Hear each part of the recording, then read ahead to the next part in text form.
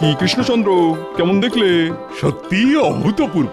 এমন বড় বড় ডালিয়া আমি এর আগে কখনো দেখিনি। দেখোনি তাই না? আর দেখবেই বা কি করে? তোমার রাজ্যে তো ফুলই ফোটে না।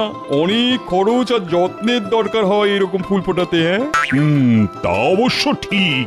আমি যতবারই কৃষ্ণনগরে গেছি ততবারই দেখেছি শুধু গাঁদা ফুল ফুটে থাকতে। ওই যে কথায় আছে না, গাঁদা গাঁদা ফোটায় হাঁদা। বেড়ে বলেছে উজির, গাঁদা ফোটায় হাঁদা।